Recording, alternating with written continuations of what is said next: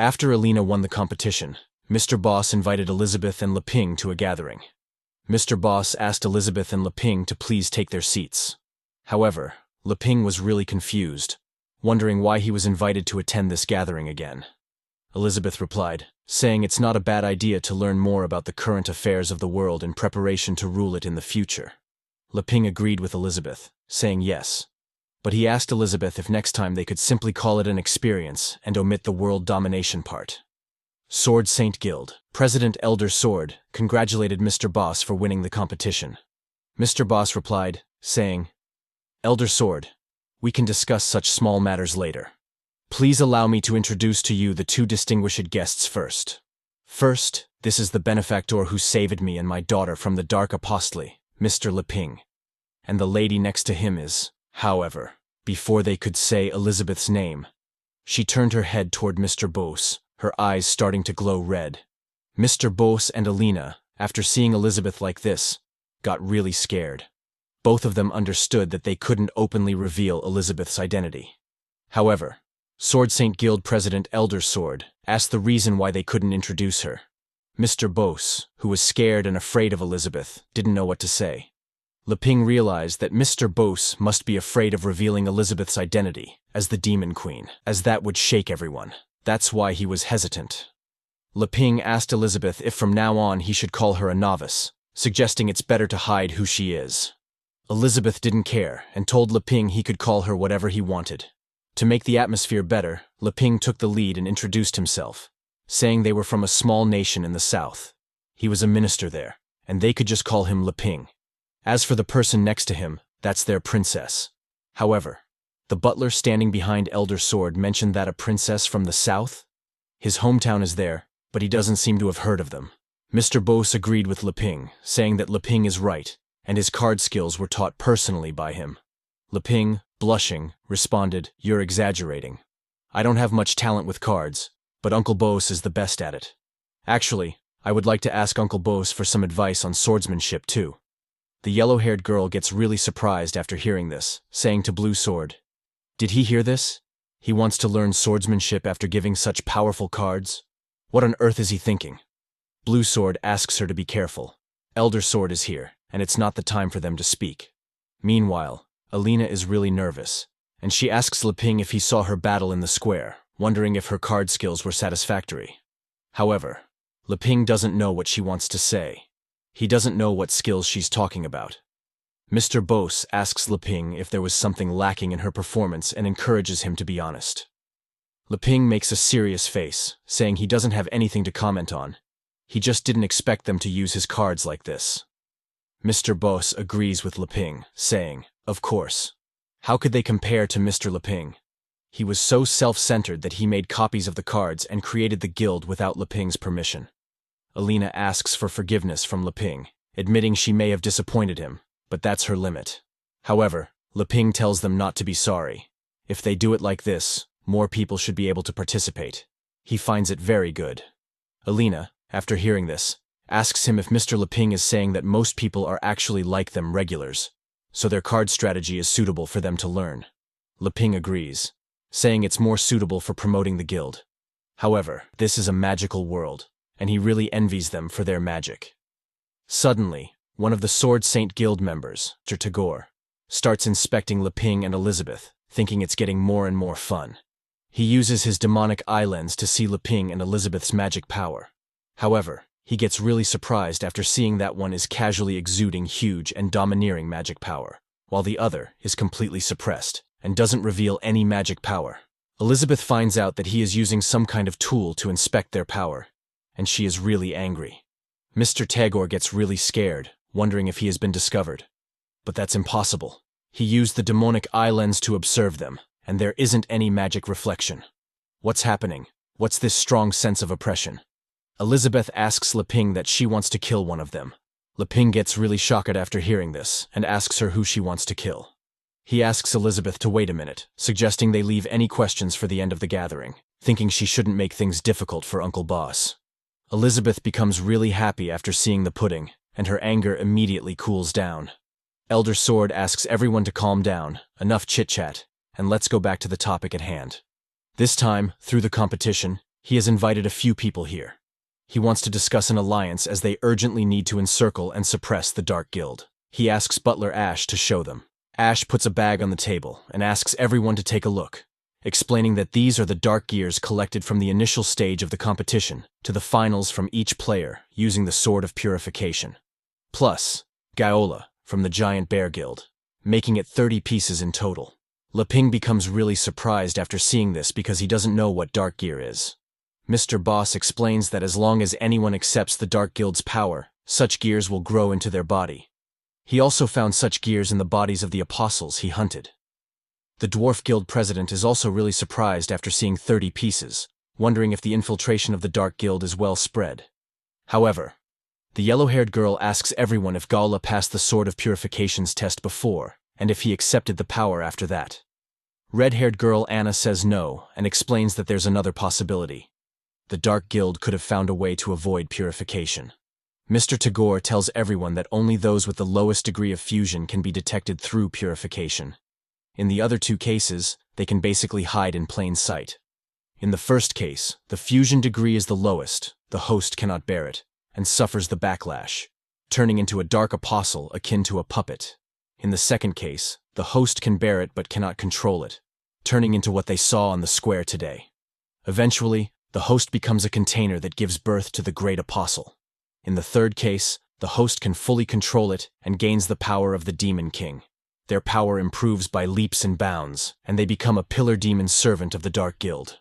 However, no matter what kind of change it is, they must still obey the orders of the person who gave them these powers. They become the Dark Guild's loyal servant.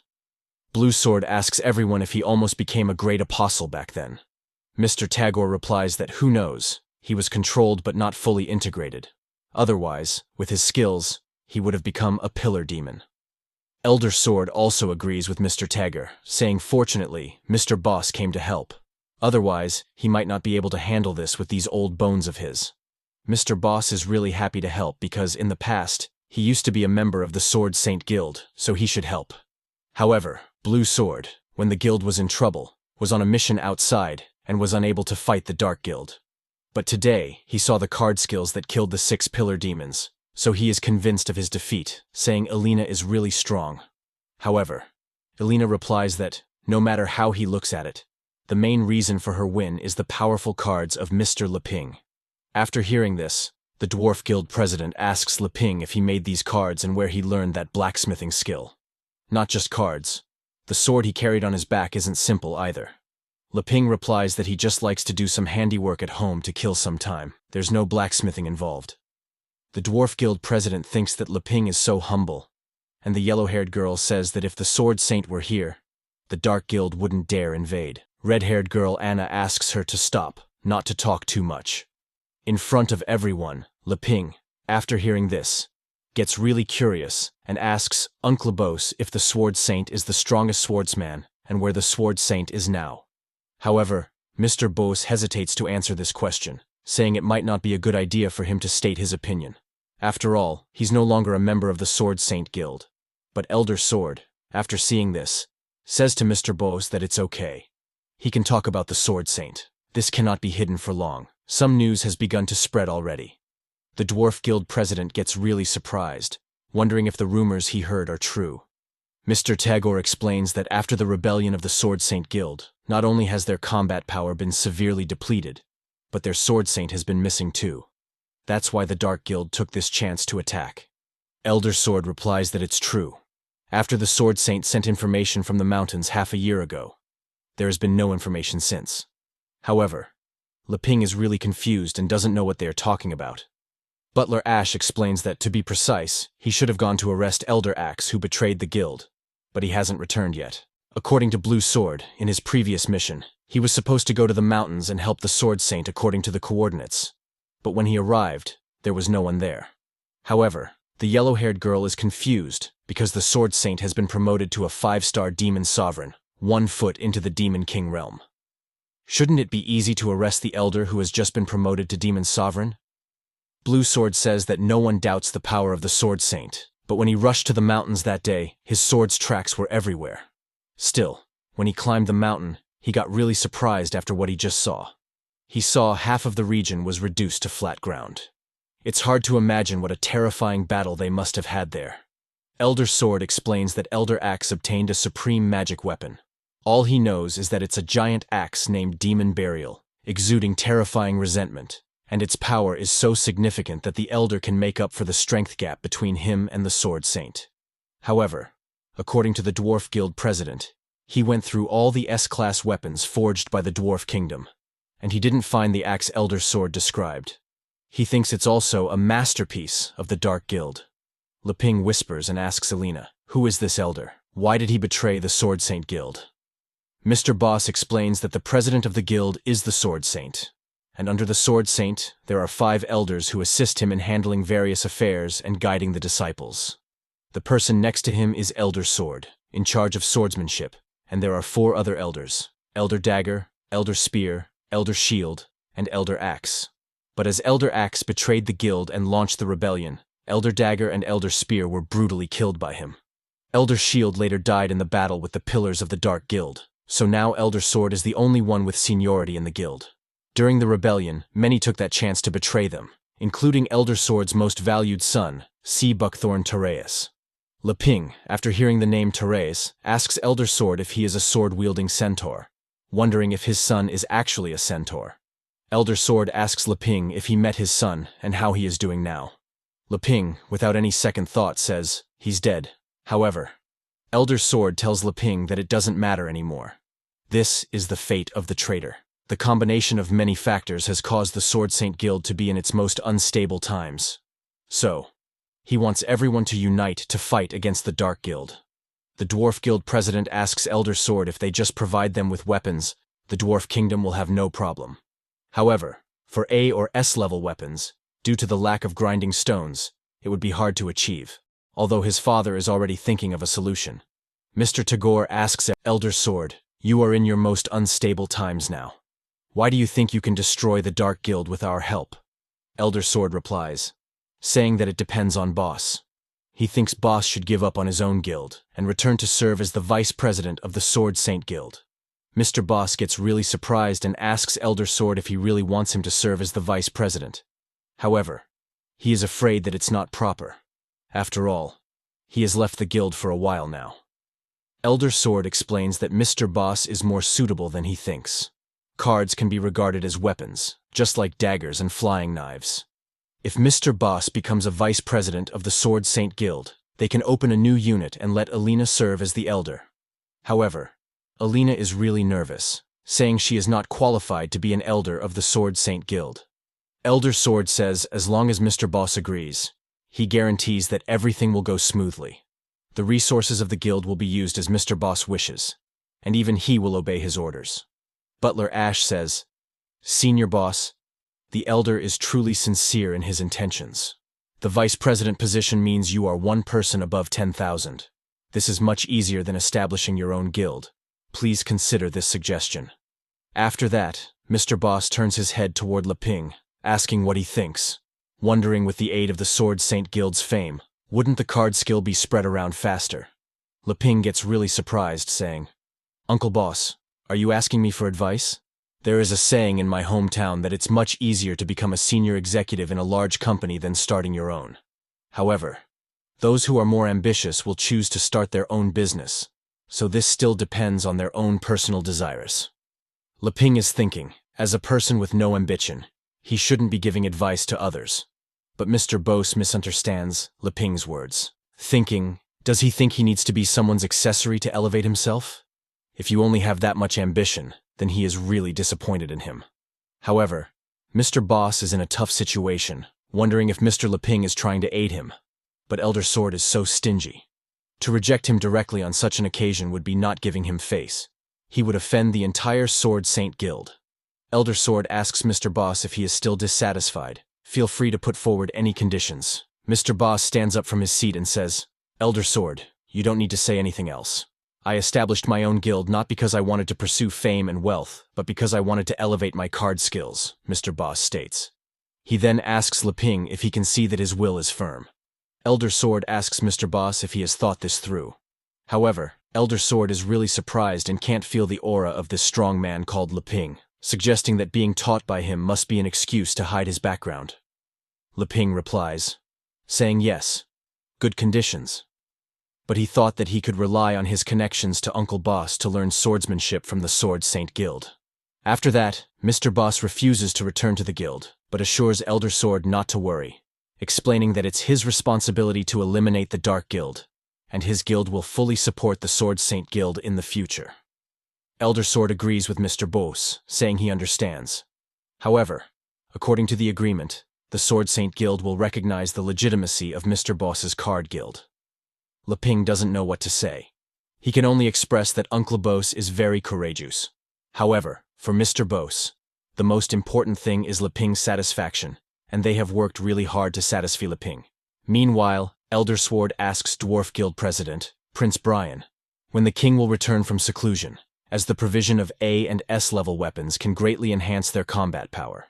Prince Brian replies that he can't tell Elder Sword, but the shortage of grinding stones is a big issue, and the entire kingdom can't find a proper substitute.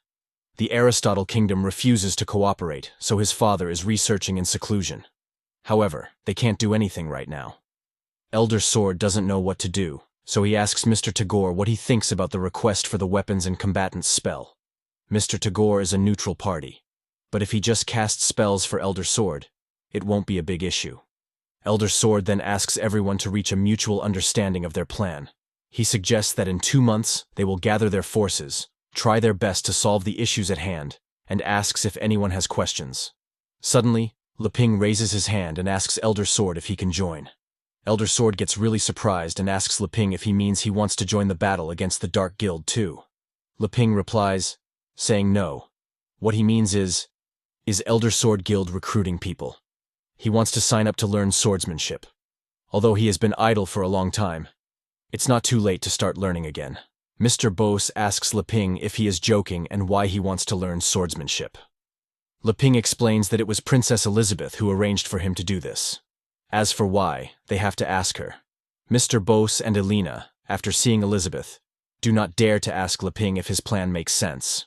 Elder Sword agrees with Leping, but there are many kinds of swordsmanship, so he asks Leping which one he wants to learn and what his magic level is. Leping replies that he tested it before, and it seems to be very low, explaining that he is not very good at magic. Butler Ace says that if Leping is not good with magic, he will have no way of using the magic sword taught by Elder Sword. After hearing this, Leping asks if there are no ordinary swordsmanship that doesn't need magic power. Elder Sword replies that, of course, there is. However, there's only one person who has mastered this kind of swordsmanship, and that person is the president of the Sword Saint Guild, Sword Saint. If Leping finds her, she'll definitely teach him. Mr. Boss also agrees with Elder Sword, saying only the ones qualified to teach Leping are the Sword Saint. Leping, after hearing this, starts crying, thinking the Sword Saint is missing, and how can he find her? Obviously they think he's not worthy and refuse to help him. Suddenly Mr. Tagore asks everyone to wait, uses some kind of magic spell, and suddenly a book appears. He writes something in that book, and suddenly the magic spell starts floating in the air. He says that it just so happens that he has recorded some sword skills spells, so maybe they can help Leping. He gives those spells to Leping, who gets really happy and asks Mr. Tagore how to use them. Meanwhile, Elizabeth has finished eating her pudding, and Leping asks her to look at the spell that records swordsmanship skills. However, Elizabeth doesn't pay any attention to Leping and instantly goes back to business. She gets rid of this bug that's acting clever in front of her. Meanwhile, on the other side, in the desert, a fight is going on. The one who is fighting is the Sword Saint, Chichi Saugus, the president of the Sword Saint Guild. She asks Elder Axe to come out and not hide. Elder Axe asks her, "What is your problem? What are you trying to do by pestering me?" She replies that she must clear up his crime of joining with the Dark Guild and eliminate him today. So she uses her sword chi technique and attacks Elder Axe. However, Elder Axe uses his demonic axe to block the Sword Saint's attack. Elder Axe uses the power of the demonic axe to counterattack against the Sword Saint, but she dodges his attacks without any problem. Elder Axe says that as the integration between him and the demon burial becomes deeper, the Sword Saint's threat level becomes lower. Soon, it will be his turn to harm the Sword Saint. However, the Sword Saint does not care. She warns Elder Axe that if he continues with his stubbornness and unrepentance, he will soon be completely controlled by this axe and lose himself, asking him to wake up and accept reality. However, Elder Axe doesn't care if he's losing himself, explaining that after experiencing this supreme power, he will know losing himself is a privilege. It'll be all fine soon. He asks the demon Burial to take over his body, and suddenly Elder Axe's body starts changing.